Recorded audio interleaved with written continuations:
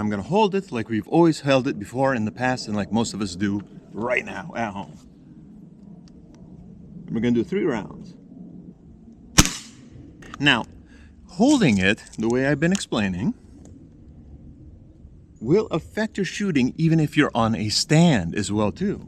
Because many of us, if we have it on a stand or a bipod or a shooting bag, we're still gonna try to grip it too tight. And again, that creates a pivot point which will throw off your aim. So I'm gonna hold it very, very tightly up front, just like we normally would. We'll go ahead, shot number 2, same spot. Woo, that one was way off. Now, of course, because I'm doing a freehand, it's a little bit of movement therein. But nonetheless, when we change our tactics and change our grip, you'll see what the difference is overall. All right, 3rd one, and then we'll go investigate. Definitely some flyers going on. Let's go see what we did. We're aiming right there. And of course, with any sort of wiggle, doing a freehand, well, you could tell that we do have not a very tight grouping at all.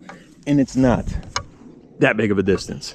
So imagine anything further out than that, well, you're missing them by a good mile. Now we're gonna switch our grip and do the other way where we're actually holding more pressure back here and just letting it sit loosely up here. And for that, we're gonna be aiming, let's say, dead center right here of this label. Let's see if there's any difference. First shot, dead center of the label there. Safety off. Now, this time, I'm just gonna let it rest in my hand here. Nice open palm, and hold it much tighter right here into the pivot of the shoulder. Now, first of all, I already feel much more stable with it, and I can see I'm much more stable in the scope.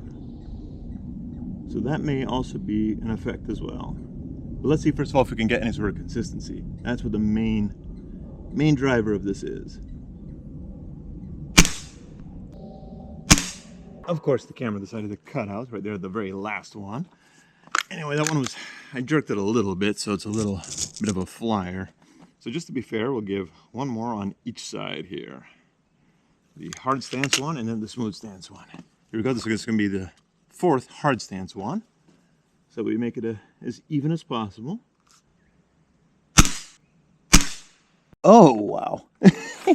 Well, I think that's pretty solid of a result there. They're pretty much walking all over the place. These ones here, well, you can see 1 flyer, but 2 pretty good type groupings. But where did that 4th one go? Well, that 4th one went through that same hole there. Whereas these ones, well, couldn't even come any close.